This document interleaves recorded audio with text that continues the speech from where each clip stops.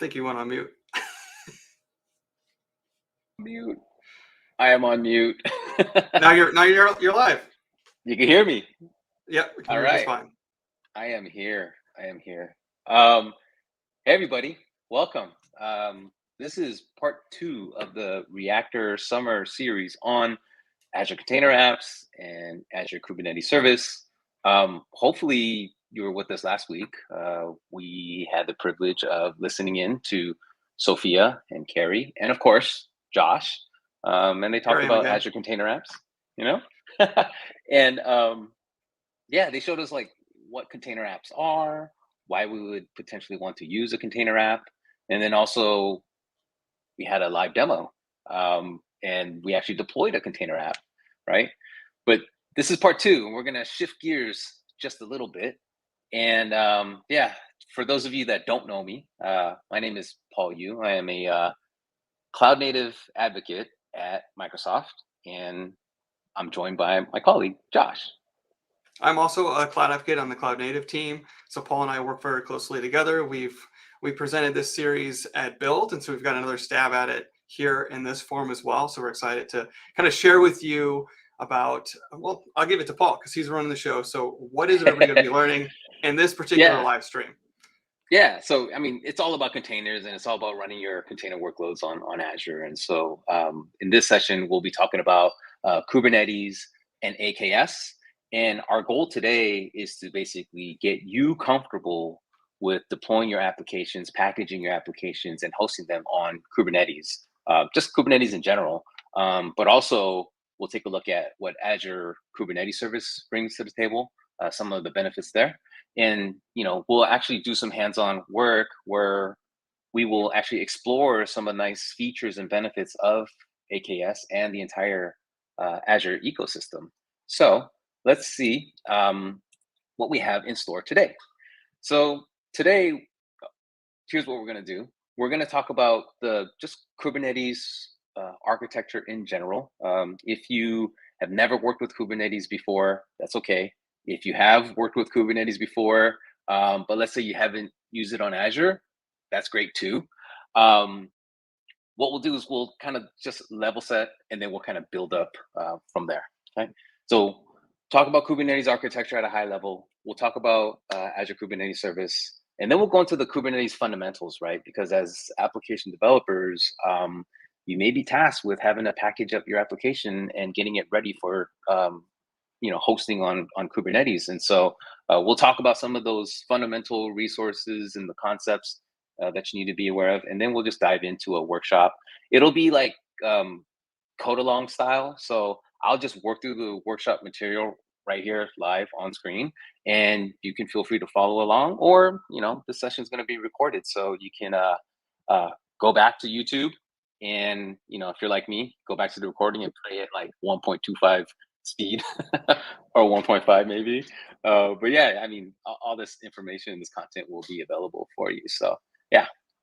Well, we got a lot of content for everybody, right, Paul? But also for everybody that's live, I'll be in the comments, and so any questions, feel free to pause. We'll take the time to answer those questions as best we can, if we can, and if not, I can work offline or async to try to get you some answers for that. So that's kind of the benefit of you being here and being part of this live stream, is we can hopefully answer some questions or give some guidance and what have you. So there's totally time for that in there, even though there's a ton of material in this particular live stream. But please put your questions in the chat, and I'll be monitoring that. That's good warning. We won't finish the lab. I have way more content that we can finish in this 90-minute time period that we have together. But yeah, we'll do as much as we can, and then we'll find a good stopping point, and then from that point forward, we can just continue on the conversation. Feel free to hit us up on Twitter or whatever, or submit a GitHub issue. So cool. Thank you, Josh, for manning the chats, by the way. Usually when I'm in presenting mode like this, it's hard to kind of like look up and check out the chat. So I appreciate that. Cool. All right, so let's just dive right in really quick.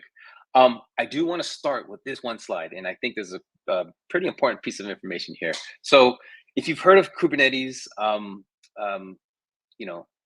it might not be a surprise to you that Kubernetes has essentially won the container orchestration wars, right? couple of years ago, many years ago, it seems like, there was kind of like this shift in like which container orchestration platform is going to win out. But at the end of the day, Kubernetes is basically the de facto container orchestration platform out there right now. And I wanted to show you this one interesting fact. And this fact actually comes out of a study that Dynatrace actually did, their Kubernetes in the wild study. And what they uncovered and what was presented in the CNCF annual survey is that between 2021 and 2022, there's been a significant increase in the percentage of auxiliary workloads that's being deployed onto Kubernetes, right? So we're seeing about a 211% increase in these types of workloads over your traditional application type workloads, right? So your application workloads being like web servers, web applications, line of business applications, things like that. No, what we're seeing here is like organizations are starting to launch workloads like observability, security controls, build pipelines, machine learning pipelines, scheduled jobs, right? And so it's becoming a platform that can run pretty much anything. And what that's signaling is that Kubernetes is pretty much becoming like the operating system of the cloud. We have organizations building now on top of the Kubernetes platform. And then we also have that new, I don't know if you probably heard the buzzword, right, Josh? Platform engineering, right? That's really like building a developer platform on top of Kubernetes. So what we're starting to see is that Kubernetes is like the thing that can run pretty much anything. And, folks pretty prominent in the industry, like Kelsey Hightower, Brendan Burns, I mean, they've all said it. They've all said that the next evolution of Kubernetes is that Kubernetes is going to go away. But that doesn't mean it's going to go away like, nobody's going to use Kubernetes. No, it just means that it's just going to move to the background. And it's going to be a critical component to all of your favorite applications that you know and love, right? Abstraction, right? Like, so for instance, the auxiliary, when we were reviewing this, if I can stop tripping over my words here, I was kind of confused by auxiliary workloads. But then as you explained, I was like, oh, these are all the things that I had to maintain in my previous job as an SRE or as a DevOps lead on VMs. Now I can just deploy them to my Kubernetes cluster. So security appliances, my monitoring system, like even these things now are moving from the VM infrastructure onto Kubernetes. And really that's what they were talking about.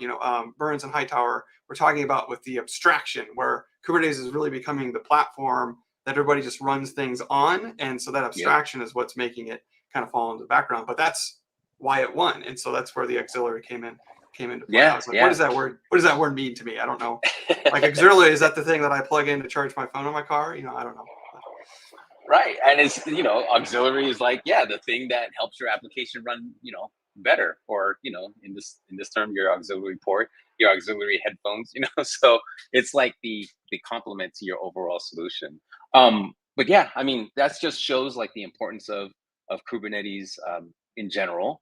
And if you're anything, I mean, for me, if I know something is running in the background and I know eventually, my application is running there, I kind of want to know what's actually behind the curtains, right? I kind of want to know or have some sort of like baseline as to like what this Kubernetes thing is. How does it operate?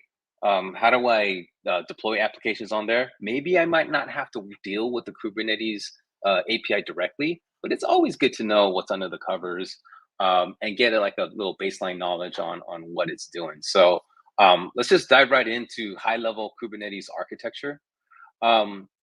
Essentially, what Kubernetes is, it's at a high level, it's just aggregated compute, right? When you talk about Kubernetes, you often hear clusters, and clusters are just groups of servers that perform certain actions. And in the Kubernetes cluster, there's like two high-level concepts. There's like the control plane and then the worker nodes, right? The control plane that you see here is basically the brains of it all, right? So it has things like an API server, a controller manager, a scheduler, and then of course the etcd database. The etcd database is like critical to all of Kubernetes operations, right? All the data lives in here. etcd is a highly resilient, highly available key value data store. And so all the data pertaining to Kubernetes and its deployment and whatever, it's all in there, right? The controller manager here is actually responsible for making sure that your desired state matches the actual state, right? And then the scheduler, this thing is responsible for making sure your workloads are scheduled out to the appropriate worker nodes, right? And so this control plane, again, you submit your manifest via the API server, and then the control plane actually tells the worker node how to go and when to go and deploy that. And so the worker node here has like two, I would say they're not the only components, but they're two of the very prominent components in a worker node, right? So you're gonna have the kubelet. The kubelet is responsible for actually deploying the pods. And then you're gonna have kubeproxy, which is responsible for networking and making sure that your containers can talk over the same network. And then of course, container runtime, because your application is actually packaged into a container and it actually needs to run on that server. So it needs to make sure that the container runtime is there. And so what happens is we have one worker node here, one worker node here, but you can have as many worker nodes as needed, really, right? And so it all really boils down to this thing that's called the control plane that really just controls everything with your Kubernetes cluster, right? So that's Kubernetes at a very high level overview of what's going on. Now, why would you want to run Kubernetes on a cloud platform, right? Why would you want to run Kubernetes on, let's say, Azure Kubernetes Service? And so this is where Azure starts to kind of offload some of that, I guess, burden on you. And we actually give you the control plane, right? So this is a completely managed offering of Kubernetes. There's a lot of work that goes into making sure that your cluster is up and running. You have to make sure you're taking backups of that etcd database. You have to make sure that you have enough resiliency with your control plane and whatnot. But that can be a headache. And there's a reason why a lot of companies, I mean, not just Azure, but I mean, every single cloud provider pretty much has a managed Kubernetes offering these days. And so Azure, we offer you this control plane and we actually offer it to you for free. And I say that in air quotes because when the control plane is, you take it for free and you use it and all you do is spin up your worker nodes. Pretty much all you need to worry about is just deploying your worker nodes and deploying your applications so that your application can run on that platform, right? And Azure will actually take care of all of the availability, the automated upgraded and patches of the underlying infrastructure, like the servers that it's running on. And then we also give you tools to monitor your control nodes. Now, with any managed service, there are some trade-offs, right? You are going to trade off a little bit in terms of control, right? So we saw last week with Azure Container Apps, it's like super easy to use, super easy to just package your app and just send it up to the Azure Container App platform, and it'll just go ahead and run it. Azure Container Apps actually runs on top of AKS, but there's a trade-off there as well. I mean, you're not getting the full Kubernetes API server access, right? Even though it runs on Kubernetes. Kind of same concept here with AKS. So you are getting the full Kubernetes API access. However, you won't get full control of your control nodes. So if you want to do things like, you want to access the etcd database, you can't. This is kind of like the reason why it's a managed Kubernetes. If you need all that access, then you'll have to roll your own Kubernetes control plane, which if you have a team that can do it, more power to you. But other than that, I mean, it's to me, it's like so much easier in running the control plane as a managed service on a cloud provider. So I think the trade-off is worth it. And the cool part about running your managed Kubernetes service in Azure is that Azure actually gives you a full end-to-end cloud native development path, right? Development experience where your Kubernetes cluster can now work with all the other services that are within the Azure ecosystem, right? So things like Azure Storage, Azure Key Vault, um, Microsoft Defender, Microsoft Entra ID, which is a mouthful, and I'm not quite used to calling it Entra ID. Used to be Azure AD, right? But yeah, having those integration points to kind of optimize your application delivery is, for me, it's a pretty big win. And then, of course, we have integrations with AI, right? AI is all the hotness right now.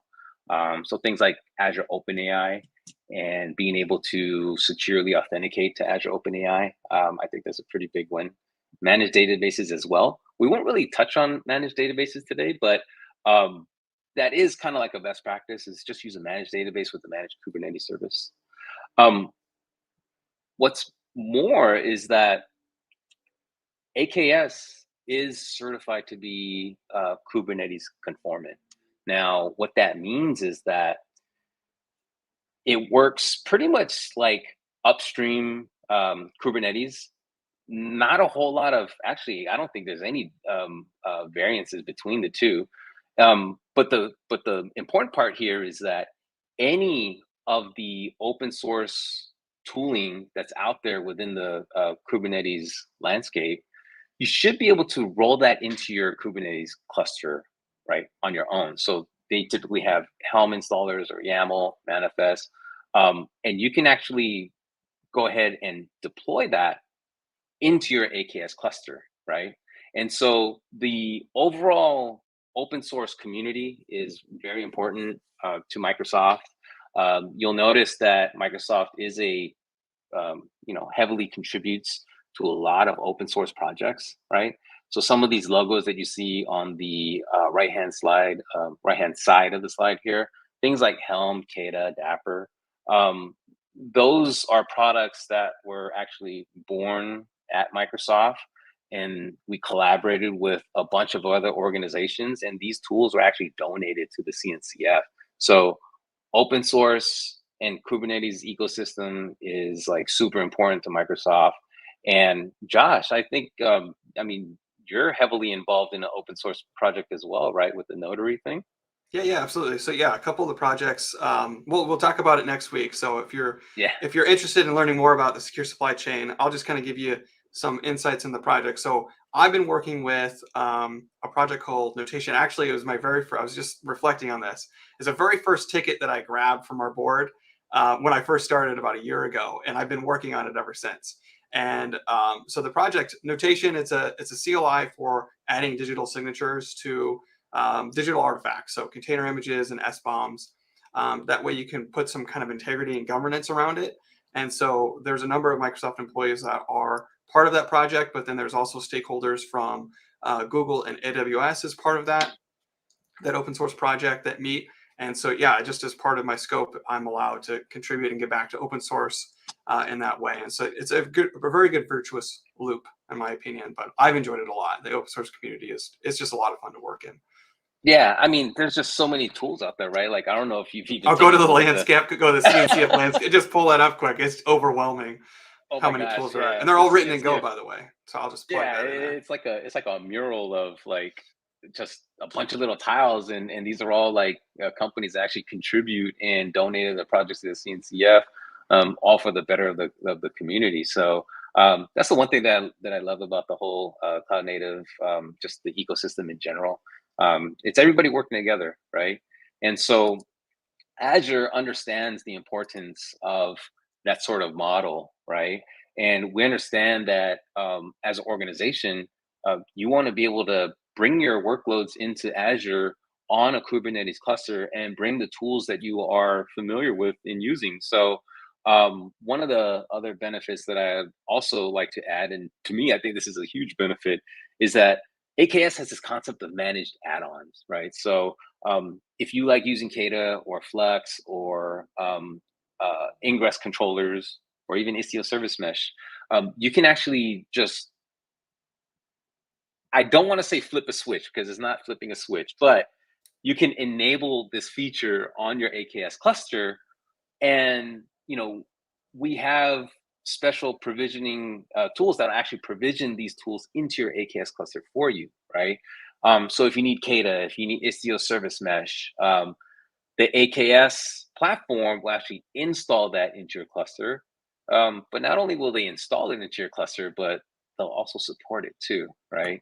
Because you can roll your own Istio service mesh, you can roll your own, Kata, but you are kind of on the hook for supporting it on your own. And so, if it's going to be supported by Microsoft, it's kind of a no-brainer for me. But that's just me. I know other folks. It's a good analogy, kind of like a Kubernetes app store, of like supported apps. You can just plug them in. That it is in a way similar to that concept, but you did just remind me of a thing called the AKS marketplace, right? So in the Azure portal, there is a marketplace where there's, I would say, packages of applications that vendors put together that can easily be installed in your cluster. So that is like the virtual store, but these are just straight up like add-ons to your AKS cluster. So if you're using the Azure portal, you can literally, I think for like Kata, you may be able to just say, hey, I want Kata installed. It's been a while since I've been in the portal on that. I usually deploy my stuff using either Terraform or CLI. And so it's like a little line of configuration that you put in there that'll just enable the feature. But yeah, these tools right here, scaling, right? Getting that GitOps capabilities. Just to have that as an add-on is a huge plus for me. And there's a couple of other things in here, especially around the cloud native landscape that are not pictured in this slide here. So things like Grafana and Prometheus, which is like a super popular observability stack for Kubernetes. That's not on here because those are actually managed services in Azure, right? So they're not just add-ons to AKS. No, they're like standalone services external to AKS, but they have really, really nice integrations with AKS. So yeah, you don't have to deploy those in your cluster either. So that's pretty cool. All right. Let's switch gears just a little bit. We talked about what Kubernetes is. We talked about the high-level architecture, and we talked about what AKS brings to the table in terms of kind of offloading a little bit of that administrative overhead in managing your control plane. So now let's switch gears and talk about what we need to be aware of as we're packaging our applications onto Kubernetes, right? And all these things here that I'm going to show you, these are just, it's pure Kubernetes, right? It's nothing AKS specific or AKS centric. But as a developer, you should be aware, actually, as a developer, you probably know exactly how your application runs. You probably know exactly what configs need to be there, what secrets need to be there, what sort of file storage you're gonna need, right? And so it's really good to equate that to what that means in the Kubernetes side, right? Because there's a ton of resources as part of the Kubernetes API. And so let's just talk about that just a little bit. So when it comes to packaging your application, right? We all know that it's gonna run a container eventually. And you put together that Dockerfile, which is a manifest, and you package your container. But that's not what you run in Kubernetes. The smallest unit, the smallest deployable unit that we have in Kubernetes is a pod.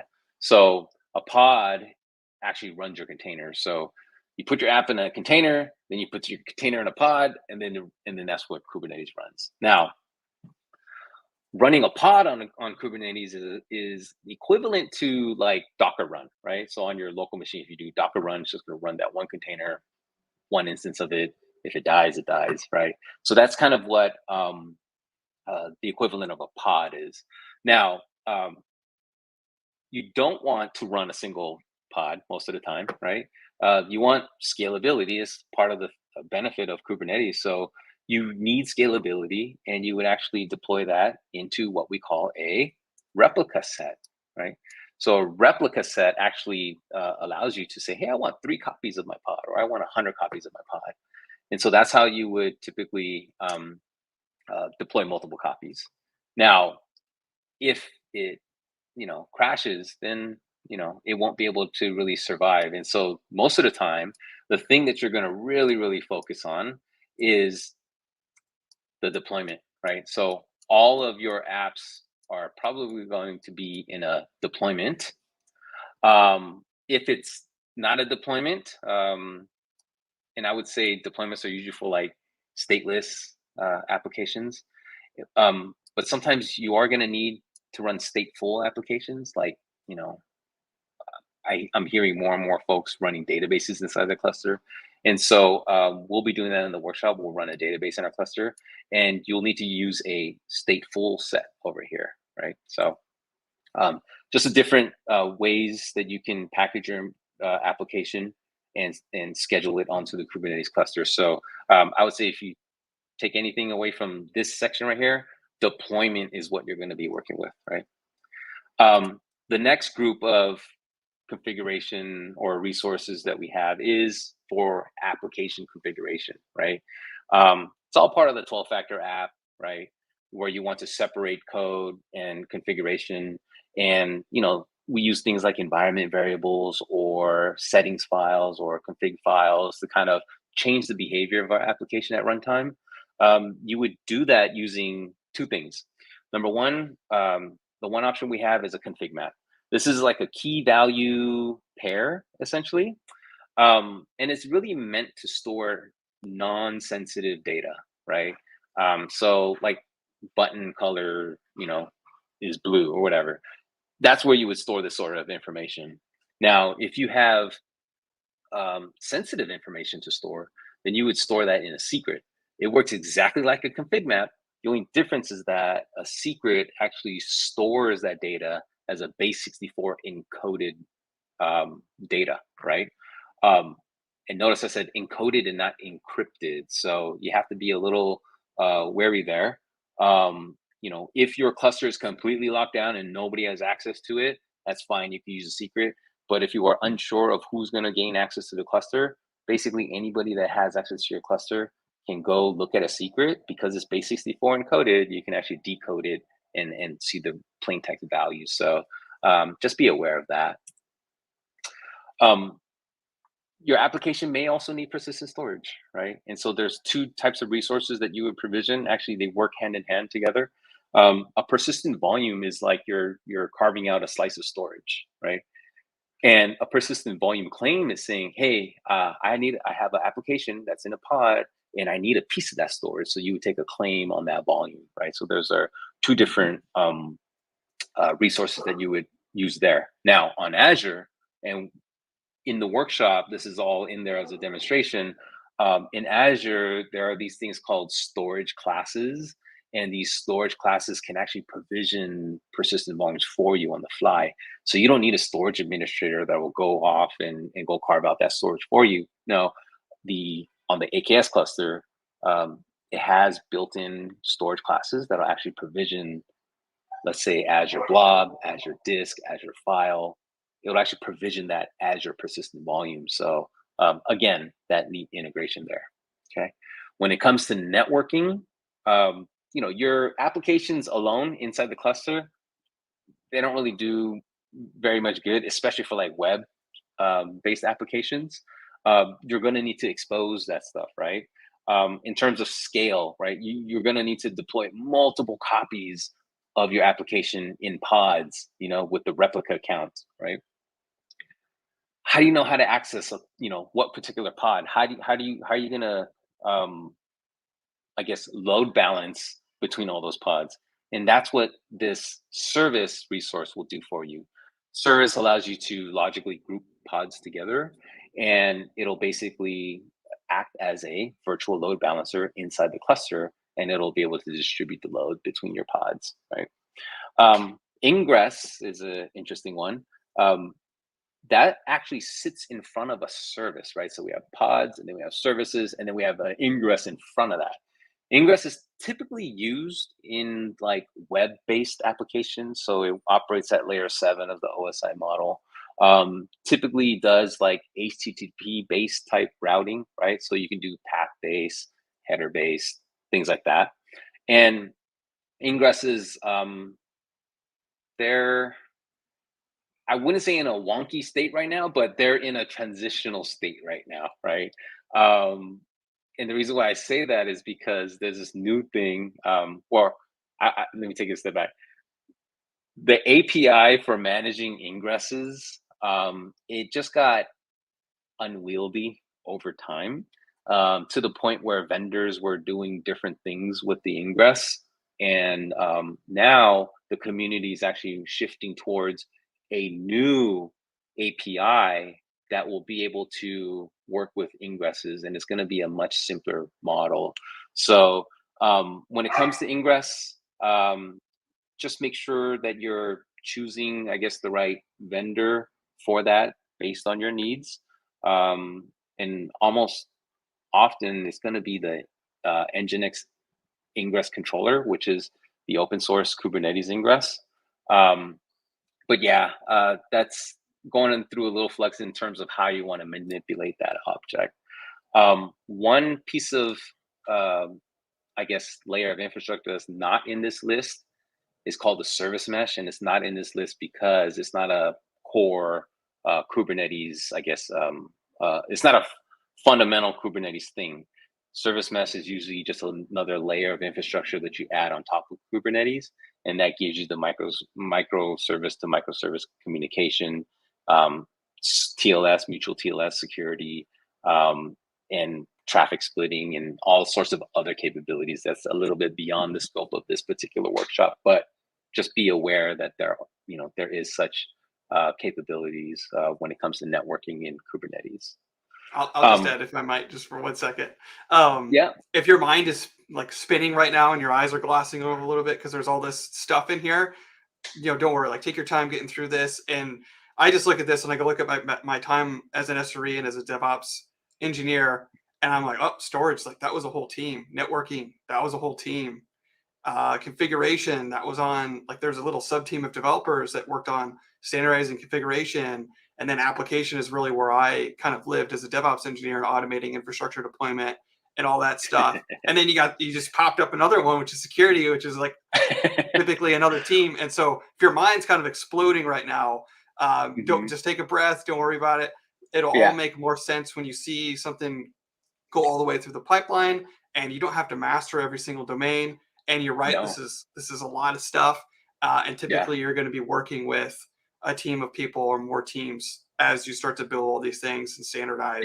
But to get your feet, wet, or your hands dirty, so to speak, starting with a simple app like we have, the voting app, you'll be able to see each of these components, and you don't need to have a CCNA to understand how the networking and service work. So I just wanted to get that out to people that might be feeling a little overwhelmed with all this stuff. That's a good call, Josh. Yeah. And I mean, I can talk about this stuff for hours, right? This could easily be like a 60 slide, presentation. But I don't want to do that to you all. We are going to play with a lot of this stuff in the workshop. So yeah, good call there. This is more like a primer, right? So like, here are the shapes, here are the names. This is what it is, and then we'll click in a little bit deeper as it'll we click go, over time, and we'll revisit concepts. And, because learning Kubernetes is a journey for sure. So sorry to interrupt. All right, keep going. No, that's okay. The last two components is just centered around security and RBAC, and by no means are these the only two things, right? I just picked like the two most prominent things for each category within Kubernetes. This is just like scratching the surface a little bit. But these are two things that we're going to be using in the workshop, which is namespace. And a namespace is just a logical container of your resources. So in Kubernetes, a lot of the resources are namespace scoped, is what they called it. This means that you can actually confine it to a certain namespace. So let's say you have a Kubernetes cluster and you have multiple teams working on it, right? So Team A can have one namespace and deploy all their apps into their namespace. Team B can have a separate namespace, and they can deploy their stuff in there. And then in terms of role-based access control, when you give them access to the cluster, you can actually scope them to just those namespaces, so they're not really, seeing or modifying each other's resources in Kubernetes. So it's a great way for you to get into like a multi-tenancy cluster. Just one way to do it. And or you can just use no namespaces at all. You just use a default namespace, which is what we're going to do in the lab. But there's always going to be a namespace somewhere, right? Service accounts, just think of that like in the on-prem data center world. Service account, right? Non-human account that has access to certain resources, right? And so oftentimes in your application pod is going to need to go talk to something and going to need to be authorized to do that. And so a service account is what you can attach to your application to do that. So again, this is like 50,000 foot view of Kubernetes in, I don't know, how long have we been talking about this? Like 10 minutes. It's like a ton of slides to cover. So let's talk about what the lab is about, right? Because I want to show you what the resources are, but then again, also show it to you in action. So the hands-on lab. Let me talk to you about what this lab goal is. Now, Josh did mention that we actually delivered this workshop back at Microsoft Build in the springtime. That was an in-person workshop. We had about, I don't know, like 70 attendees in there. And yeah, and the goal at that time was I want everybody to be comfortable packaging apps and deploying on AKS. I also want you to be comfortable with some of the services that you can integrate, on AKS with Azure, right? Things like Key Vault, storage, right? And just do some basic like operational type stuff like monitoring and scaling. And so what I did was, and I'm just going to jump to this slide and I'll jump back to the other application diagram. What I did at that time was I actually pre-provisioned just a bunch of resources in Azure. So every single user, and that's why you'll see this here, the RG name is user one, and then RG shared, right? So at that time, every single user had their own little Azure setup. We actually handed out logins and whatnot. We can't do that here because I don't know how many people are here, but yeah. But I do have instructions for you so that you can actually provision all of this in your own Azure subscription, right? So I have a Terraform template. You can literally just pop open the Azure Cloud Shell and then run those commands and get this sort of environment up and running. Okay. So now going back to my slide, if I can go backwards. So the app that we're deploying, simple, right? It's not a fancy microservice architecture. In fact, this is kind of like a monolith application. So 2-tier app, one front end, and one backend database. That's it. And it's, again, mostly centered around getting you comfortable in building these Kubernetes manifests that you can deploy onto your cluster, right? And so you may have seen this app before, Azure Voting App. It's the app that we have in our AKS docs in the quick start. And it's basically a very simple app that allows you to vote for one thing or the other. The only difference here is I actually ported this app and I rewrote it in Rust. So I think it was like last fall. I was just playing around with Rust and just trying to learn the language. And so I rewrote this app using Rust and the Actix web crate.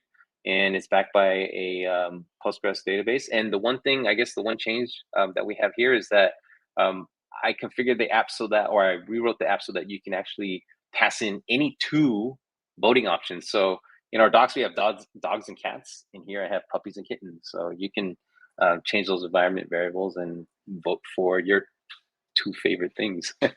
So, all right, so let's go. Let's go play with some code, right? So this is like the fun part of the workshop. So go ahead and either scan that QR code or navigate to that URL here, right? So this guy right here. So I'll give some folks some time to do that, and let me stop sharing this presentation and flip over to my Azure portal.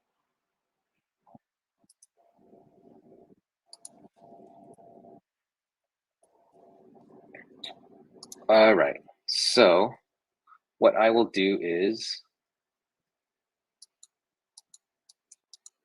I'll actually go there. I'll go to aka.ms, Reactor, and AKS workshop. And let me just give you a quick run through. Let me increase my font a little bit. There we go. So you should have landed on the get starting page. And I did talk about how we deliver this at build. And then here are some instructions for the workshop, okay?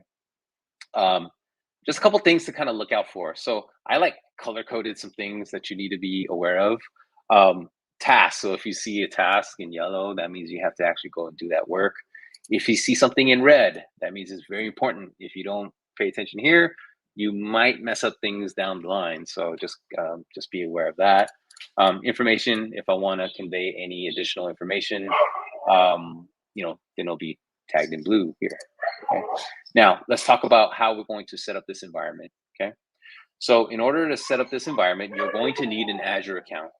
If you don't already have an Azure account, just click on this link over here and you can open up a free Azure account. The one thing that you definitely need in terms of your Azure access is you're going to need to have owner permissions of your subscription. And that's because the Terraform code that I wrote actually will create a user account and assign role permissions for different resources. So that's why you're going to need that. If you've never deployed any of these resources in your Azure subscription before, go ahead and register these namespaces. I don't want to click that. Literally, you can just copy this, and if you notice, oops, that's not the thing that I wanted. Hang on. If you notice this little button right here, this is actually a copy button. So you can literally just copy that and just paste it into your command line, right?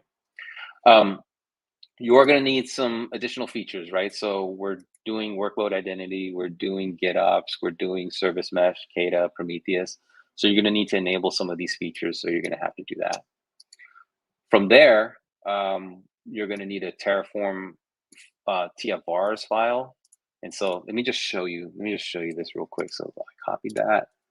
And if I could go here to my Azure portal, all you need to do is literally log into your Azure account, open up Cloud Shell, which is this button right here, okay? And that opens up this little terminal here. So you just need to open that up. And the reason why I'm pointing you to Cloud Shell is because Cloud Shell has all these tools installed already. So it has Git, has Terraform, it has whatever.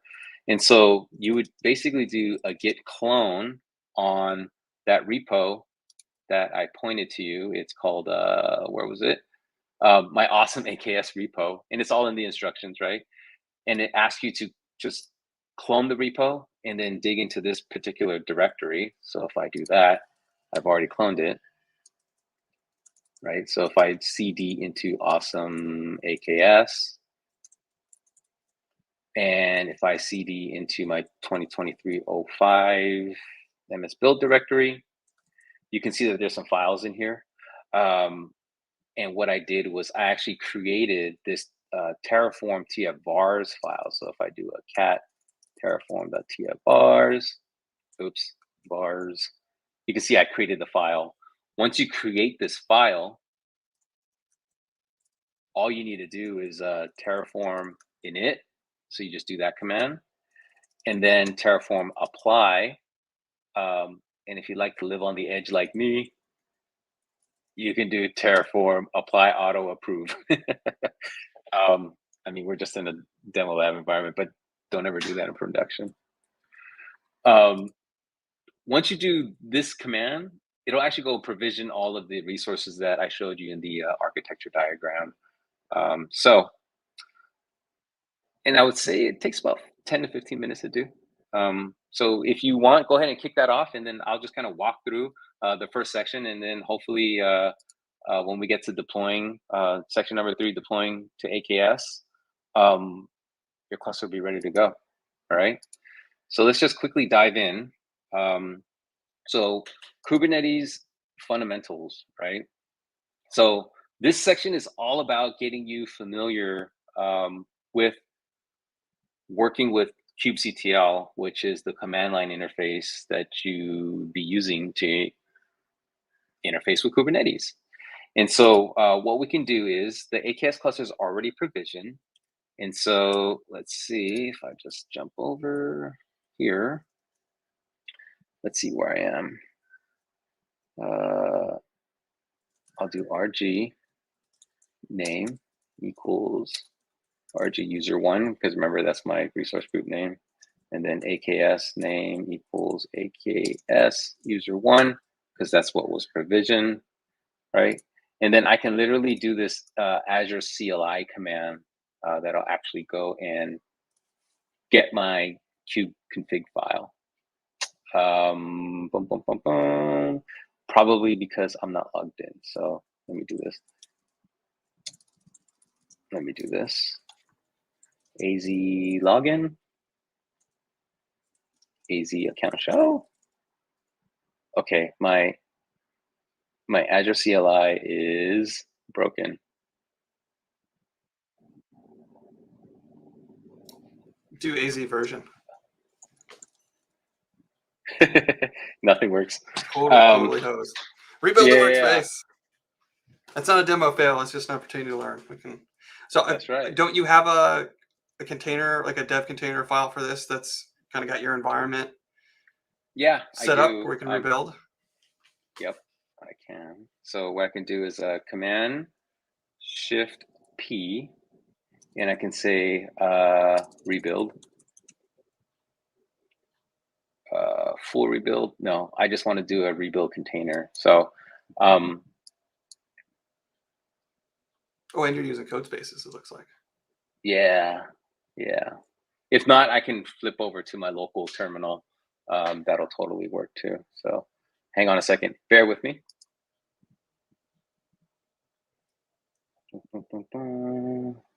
So on the topic, just while that's going on the topic of containers, what Paul's work environment is also a container. And so he has a file, a DevContainer file, which is just a set of instructions.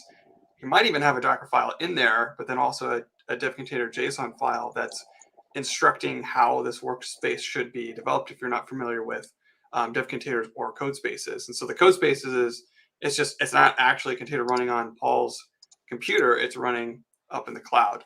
And whatever GitHub is using to host that. And I love it because I can just, something's wrong with my environment, I don't have to spend hours tinkering with what's happening on my Windows machine or my WSL or my MacBook. If I'm on my MacBook, I can just rebuild the container and start to tinker from there. So perks of using DevContainers. Yeah, it's your dev environment in the cloud. And if something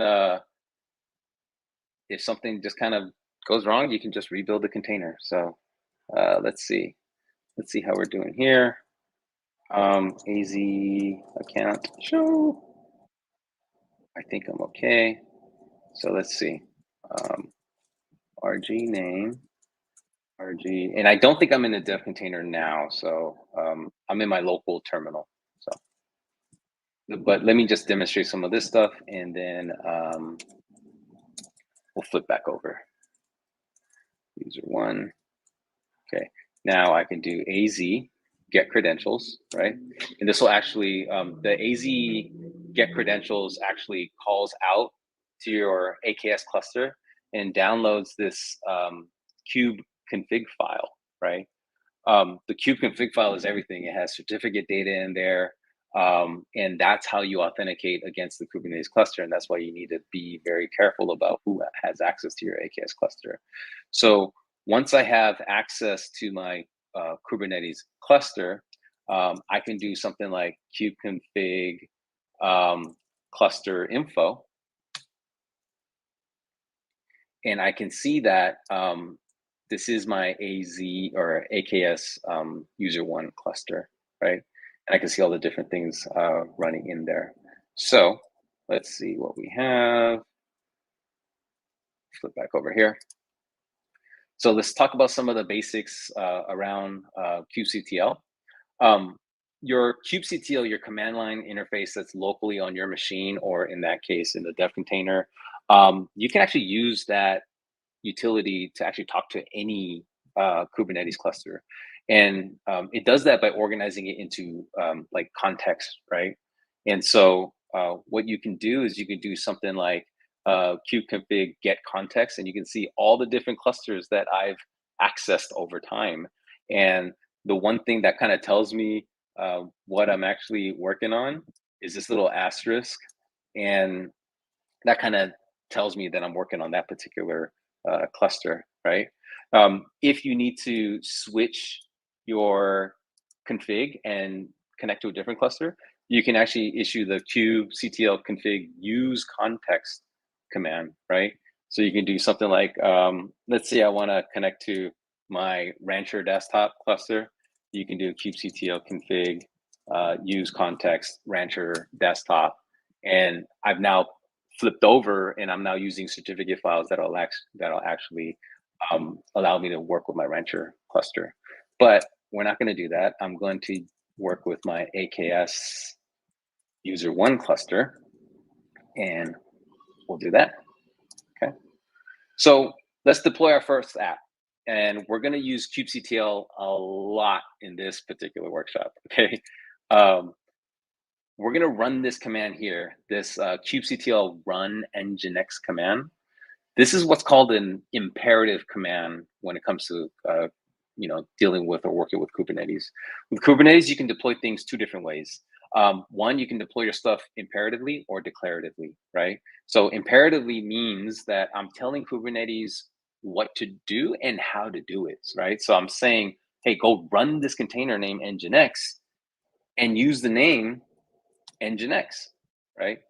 And so it did just that. It has run my command, right? So if I do kubectl get pods, it's running. Now, the other way you can actually deploy a container to Kubernetes or a pod to Kubernetes is you can actually give it a manifest file, right? And so what I'm doing here is I'm actually creating a YAML manifest, and I'm telling it that I want my pod to look like this. I need it to be named nginx2. I need to use the nginx container image name.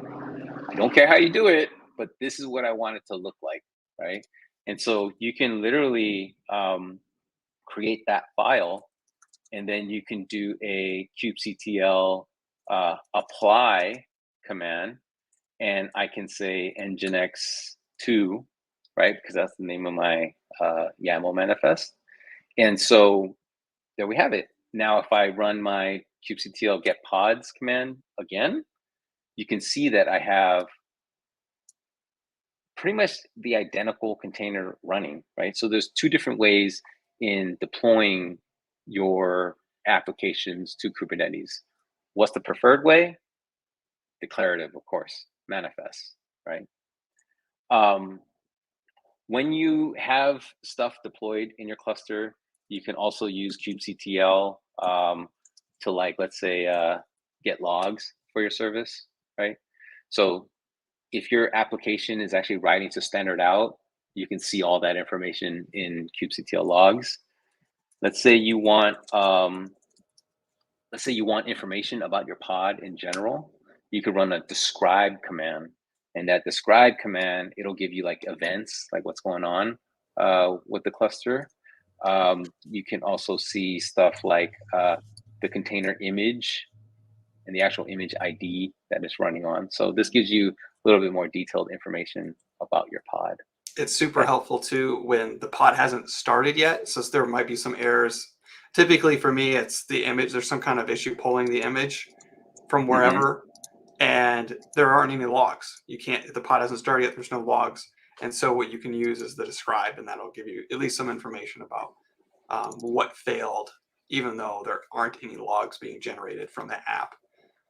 Right, right. And very important to have logging in place. So let's move on. Close. Oops, I didn't need to close that tab, but that's okay. I'll bring it back up when I need it. Okay, so we deployed our just basic Nginx pods using kubectl. We'll just leave it running. What we want to do now is we actually want to deploy an application to AKS, right? And we'll actually deploy this azure-voting-app-rust application. So in section 3 of this workshop, you can actually right-click on this particular repo, right? And this right here, Azure Samples, Azure Voting App.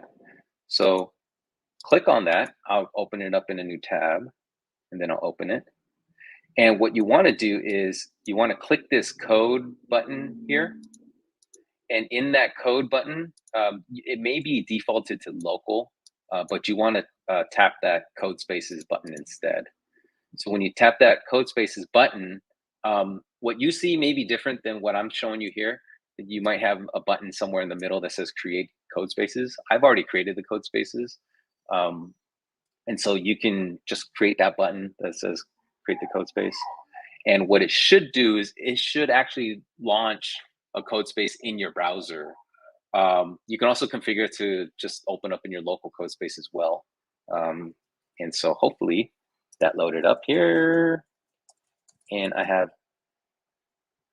oh yeah, okay. So just rebuilding that container kind of fixed that. So that's good. So with your code space open in VS Code, hopefully, either on the browser or your local VS Code, you could then proceed and actually start playing with this application, right? So what is this application and how do we run it locally? So if you want to run this application locally, again, it's just a pretty simple app. It has then, the reason why I'm asking you to do it in code spaces is because it has all the tools that you need to get this app to run locally. It has Rust, it has Docker, it has Postgres, it has all the enabled ports. So literally all you have to do is type in the words cargo space run, and it'll compile your app and run it in the browser, right? And it'll actually do the port forwarding for you. So if I do, oops, if I do localhost 8080, there we go. This is my application running from my local browser because port forwarding is enabled from this application. Okay, so I'll just Command or Control C to kill that process, and that's basically the application. So what are we going to be doing with this application? Well, we're going to package it for AKS. Okay. The other thing that I want to call out, and this is something that I do quite often as I'm developing apps. If I know my app needs to be containerized and hosted on a container platform, I will almost always create a Docker Compose file for it, right? And let me show you what that looks like, and I'll tell you the reason why I do that. So if I can just hide my terminal here. Obviously, you do need Docker files, to package your app, right?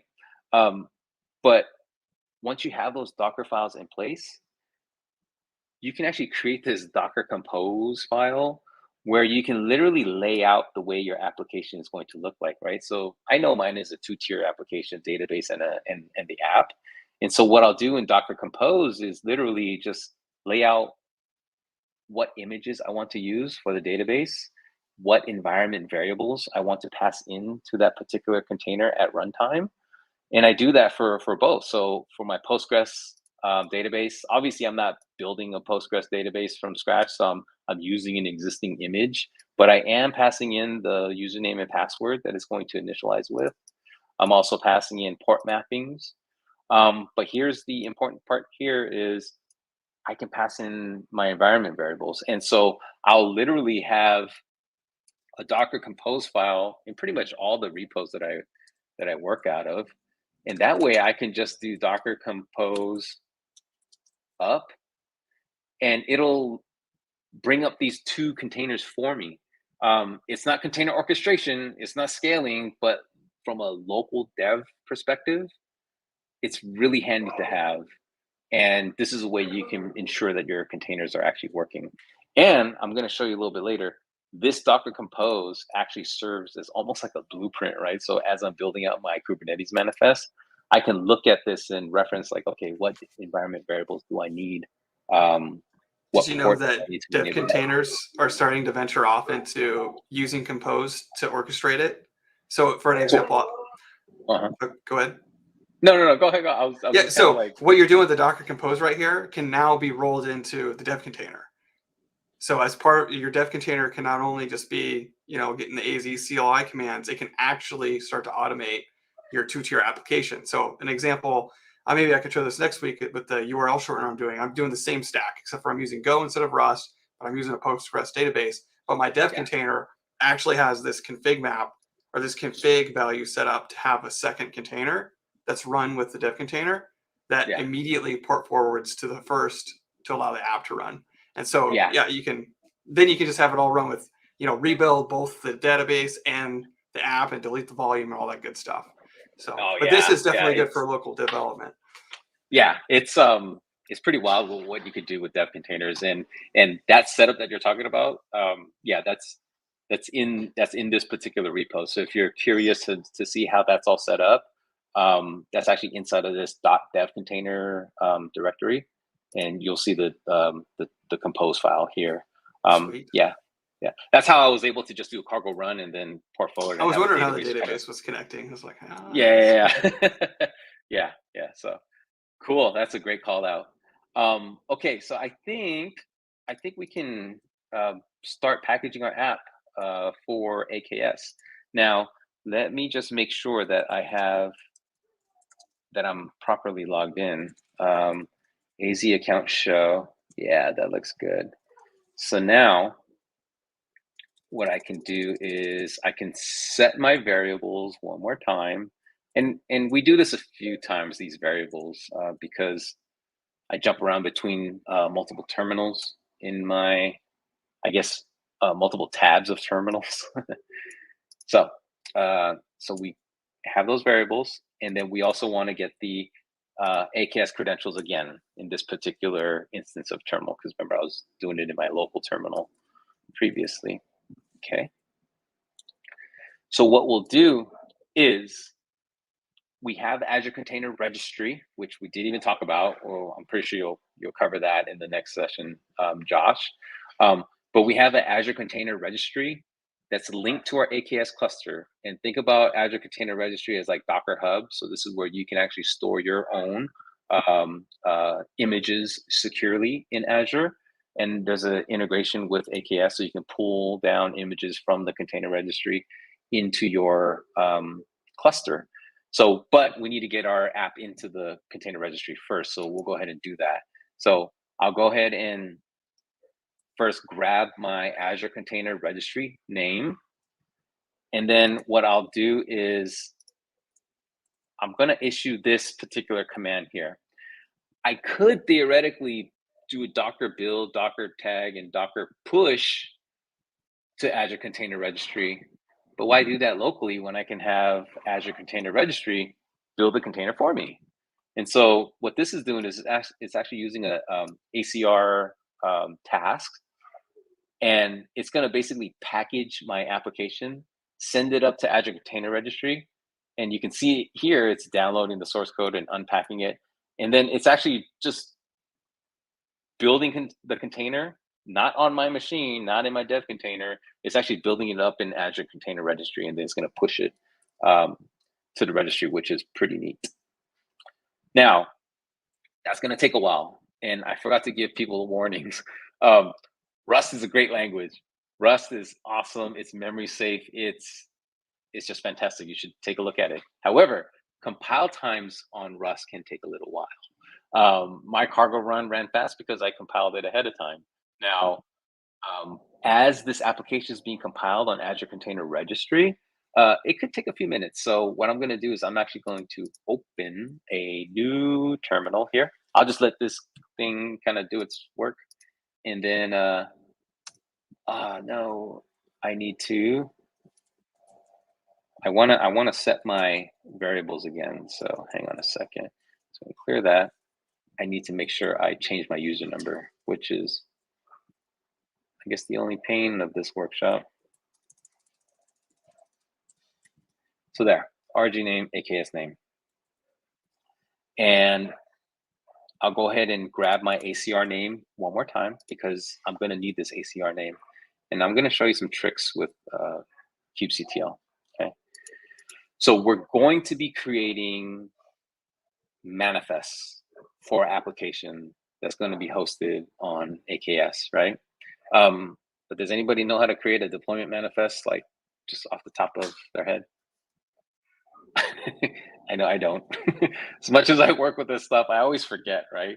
I mean, there's always GitHub Copilot. I mean, you can like ask it. You can prompt it. You can say, hey, I'm making a manifest for this container image and these ports and these environment variables. And it can probably help you and do a really good job at it. But there may be a little bit room for error there. And you definitely need to double check the work that Copilot kind of gives you. And so we'll just use the tried and true way of creating manifests using kubectl. And so what we'll do is I'll create a new directory and then I'll drop into that new directory. And check this out. This is like kubectl magic. Like the first time I saw this, it kind of blew my mind. So do you remember early on, I said there's two ways to deploy your apps into Kubernetes. There's the imperative way where we say, hey, I need this to run and I need you to create it just like this, right? Step-by-step instructions, right? So that's imperative. And then there's a declarative way where, that's the goal that we're trying to get to. We want to create a manifest. Well, did you know that you can actually use imperative commands of kubectl and have it generate the manifest for you? That's pretty amazing. So I can run this kubectl command that says, create, deploy Azure Voting App. I'm giving it the image. I'm giving it the ports. But check this out. These last two things here, this is basically telling the command, it's like a what if, right? Like, don't run the command, just tell me what it would look like, right? Tell me what the output would look like and output that to YAML, right? So it's not going to run the command. It's just going to generate what it would do and then output it as YAML. And then using this little redirection, I can redirect all the output into a YAML manifest, right? So there we go. I just executed that program. And now in my little pre-03 directory here, if I open up this file, it's like magic. I have a Kubernetes deployment manifest, which I know for sure it's going to work because kubectl actually generated that for me. Right? Quick question, Paul. Can you use that same thing to create other types of resources? Does that work to output for services or ingresses or what have you? Everything. So in this workshop, we create services, we create deployments. Yeah, you can as long as you're passing this dry run client and then outputting, it'll output what kubectl would run in the background. So yeah. Okay. And if you didn't put dry run, it would run it. It would still output it though? Or no, it would actually just run it. It would just execute it on there. So yeah. Okay. So we have a deployment manifest. What's missing? What do we need? And remember, this is going back to my Docker Compose thing where I said I tend to use Docker Compose as almost like a blueprint. So what are we missing? We're missing environment variables, right? So we need to plug this in somehow. Does anybody know where those go in the manifest file? I sometimes forget. I know where it goes, but I sometimes forget. And so what you can do is you can literally run a kubectl explain command, and you can say explain the deployment. You can use short names to deployment or deploy. Explain deployment. This actually outputs all of the configuration that goes into a deployment, right? And so what you can do from here is you can actually traverse through the YAML and figure out the structure, right? So I know deployment, inside of deployment, there's a spec. Inside of a spec, there's a template. This is where pods go. And then inside of the template, there's also another spec. And then here I start outlining, what container I want to run. And so you can literally just start traversing through this, right? So I only asked it to explain the top level deployment, but you can say, explain deployment spec, what goes in there. Oh, I see down here that the pod template spec is actually down here in template. So, all right, what's down there in template? Okay, another pod spec, that's great. So we can literally just start walking this tree and seeing what we have available to us to configure our app. And then what we'll see is, containers. Okay, so I need to configure my container with environment variables. So, and I think I misspelled containers, plural, right? And so what you can see here is that if I, scroll through, I'll see here that, environment variables, I should actually be using the env attribute to configure my environment variables. Okay, that's cool. And it configures, it takes in a list of environment variables.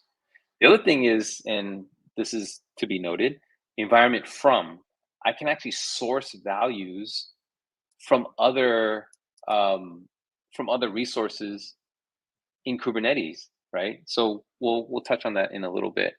So what I can do is,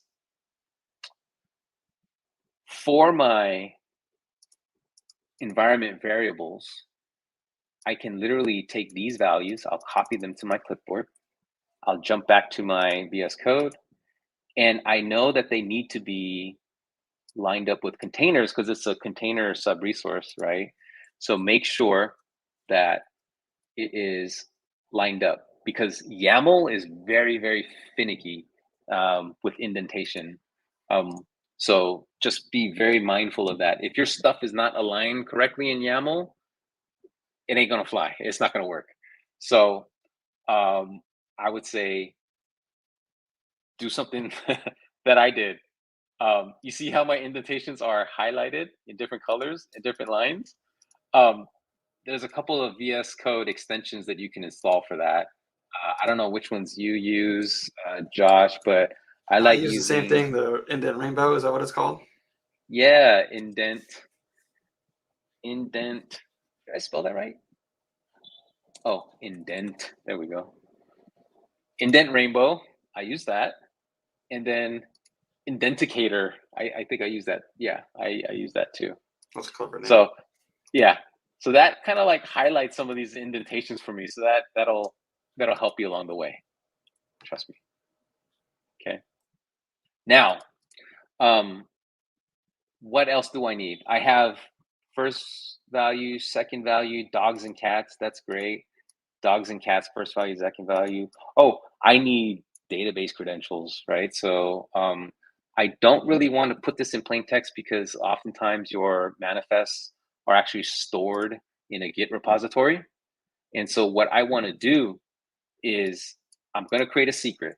And don't mind me creating the secret like this for right now, because later on in the workshop, there's going to be a better way to do it using Azure Key Vault, right? And so what I'll do is I'll create the secret. I'll store it in a Kubernetes secret right now, for now. And then what I'll do is I'll take these little bits of YAML, and I'll drop it in here. So I'll add to my long-running list of environment variables. And you see how this is like squiggly colored? Well, it's because my name is not indented, or it's not aligned properly. So is that the indentator, whatever that was? I think that's just the YAML. It's just YAML. Okay, you've got a YAML extension too. Yeah, there's a YAML extension. Yeah, I'm using this. There's YAML. 3 extensions that you must have to deal with YAML. Yeah. So I have a database server name, a database user, and remember this, we're looking at we're looking at an environment from, but we're looking at value from. So we're pulling the value from our secret that we just created in Kubernetes. The secret name is azure-voting-app-rust secrets. The key, because remember, inside of a secret is just a key value pair. The key is a username that we're going to use, and then a password. Okay, so that should be good. Don't forget to save. I do that quite often. I'll make changes to my manifest, and I'll forget to save it. So just a little warning. Now, we have the application configured. What's missing? The database. So we need to go ahead and create a manifest for the database as well. And so what we'll do is we'll just use the same exact pattern of using kubectl imperative commands to generate our deployment manifest. And then we'll need to drop in some environment variables. So I'm going to move pretty fast here.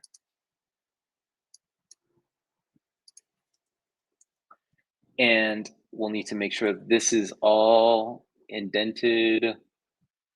Okay, that looks happy. And now we are ready to deploy the database. Okay, so the database is deployed. We need to deploy the app, but remember the app needs to talk to the database. Okay, but the app isn't going to talk to the pod. What sits in front of a pod? The service, right? So we haven't created that yet. And so we'll need to create the service. And so following the same exact pattern, I think somebody asked the question about this. Can you do this to create other resources? Yes, you can. So this right here is another imperative command that says, kubectl, expose a deployment for me. Expose my azure-voting-app-rust. Set the target port and the source port and give it a name, and then dry run. And we're going to redirect that output to a new YAML manifest. And so now we have a service that knows exactly what to load balance, right? The azure-voting-app-rust. Quick question, Paul. How are these resources able to find each other? Like what thing inside these manifests is allowing them to identify one another? So that's a great question. So here in this particular scenario, if I go to the database deployment, you'll see that inside of this metadata property of the manifest, there's a label, and inside of the label is just a key value pair again. And so here, the label is app azure-voting-app-rust, right? So that is almost like an identifier for that particular application. Now, on the service, in order to figure out what pods it should be load balancing, the service has a selector attribute. And in that selector, you're saying, hey, go load balance anything that has app, where app is equal to azure-voting-app-rust. So that's what kind of ties those two things together. Okay. So I'll go ahead and apply that service manifest, and now I have the service created. What I'll do next is I have the database pod running. I have the service in front of it so that I can, gain access to the pod. Now I can actually call I can actually create my application deployment. and it should be able to access. Just to go back to your question, Josh, around how does it know what to call? So the load balancer uses metadata to figure out what pods to pick up in terms of that logical grouping. When it comes to like networking, remember there's kubeproxy that enables all networking, and Kubernetes has service discovery kind of like built into the platform, right? And so literally my app can make a network call to the database service just by using the name, right? So here you can see this is my app configuration. I have a database server environment variable, and this is saying that my server name is just azure-voting-app-rust. And with the built-in service discovery that's just inside of Kubernetes itself and enabled through kubeproxy, it can make network calls no problem, right? So it's all wide open.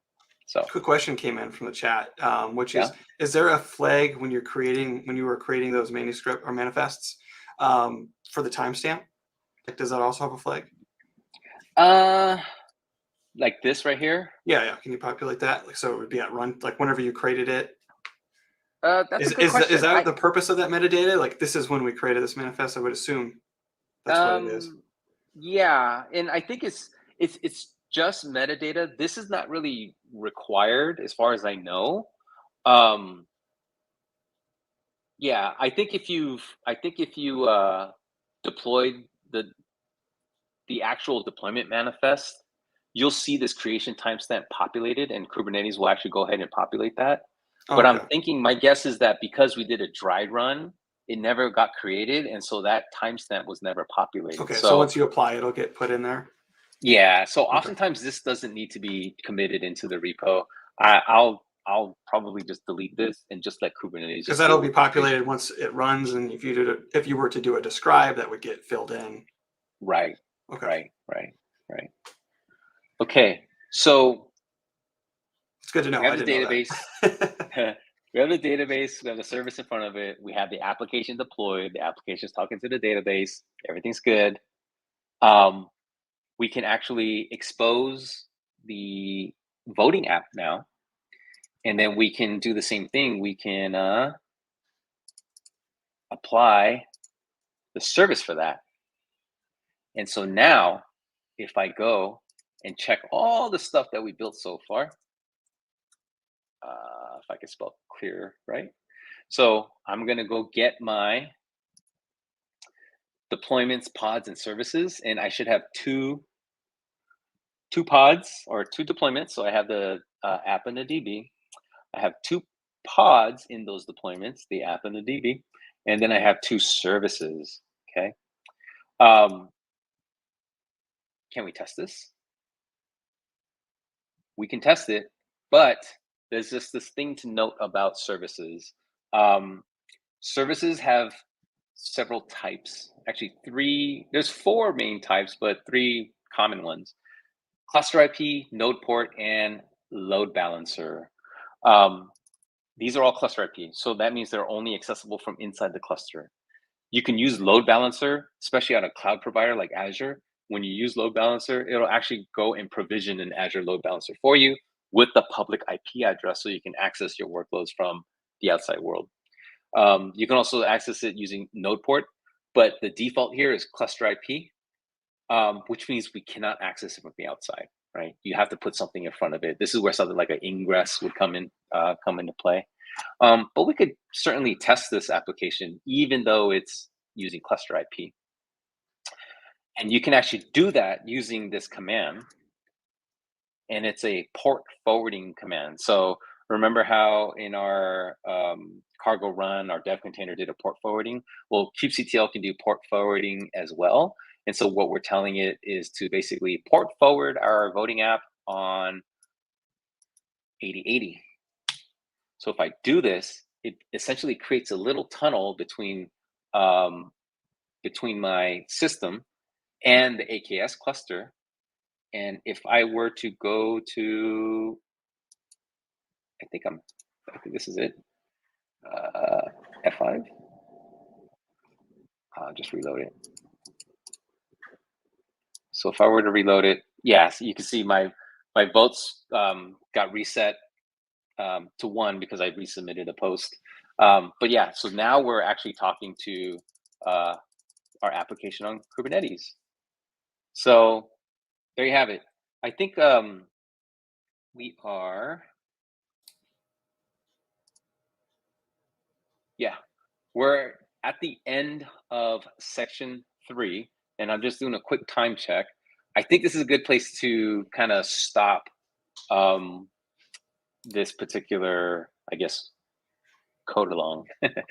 What I would say is the rest of the workshop, I highly encourage you all just to go through it. This is all totally publicly available. I have instructions on how to create your Kubernetes cluster. But for the remainder of the workshop here, I mean, it was more so about getting you comfortable with deploying your apps to AKS. Sections 4, 5, 6, and on, it's all about integrating Azure services and taking advantage of some of the benefits that AKS actually brings you, right? Dealing with secrets. Remember how I mentioned that they're just base64 encoded, not encrypted? This section here will actually walk you through storing those database credentials inside of Azure Key Vault and accessing it in a secure manner right from your application pod, right? So even if folks get access to your cluster, they can't find out those secrets. And so section 4 will actually walk you through that. Section 5 talks about persistent data, right? We have a Postgres database. And once your database pod is either crashed or restarted, your data is gone. So all your voting data will be gone. And so this section 5 talks about how you can leverage those storage classes that I talked about in AKS to provision an Azure disk and gives you a more persistent data store, okay? Section 6 talks about Istio service mesh and gives you the ability to leverage mesh technology so that users from the outside can access your application, right? And then I think this is the fun part where you start to observe your application. 2 options here. There's going to be container insights using Azure Monitor or using Azure Managed Grafana and Azure Managed Prometheus, which is offers you some pretty cool visualization tools. And then, this is all, it's all fun for me, but it's all fun from here where you get to actually scale your app. Use Azure load testing. If you haven't used that before, you can use Azure load testing to send just a bunch of traffic to your application, and you can see Kata kind of do its thing and scale your app up and scale it back down. So yeah, I would highly recommend that you take a look at those components and reach out if you have any questions. I would say, just to wrap up and recap. So we talked about Kubernetes architecture, we talked about what Azure brings, and then all the stuff that you can actually leverage in the Azure ecosystem, along with open source components to make your application a lot more resilient, a lot more scalable, a lot more secure, right? What's next? I would say just a quick plug for part 3 of this Reactor series. So Joshua has some pretty cool stuff to show us next week. I'll be around for that as well. It's all about securing your container image and making sure only, the appropriate images are deployed onto your AKS cluster. So go ahead and check that out. I know what I gave you in terms of Kubernetes fundamentals and resources and all that might have been a fire hose for you. So there's a Kubernetes learning path here. So go check out that URL as well, aka MS Learn K8. It actually has a nice little pathway for you to take so that you can kind of take a more better path, I should say, to learning Kubernetes and AKS. A slower journey, perhaps. A slower journey, yes. Yeah. And then, of course, if you're interested in OpenAI and AKS, we have this brand new demo app and a quick start guide on how you can actually incorporate apps with OpenAI on Azure. So those are pretty cool.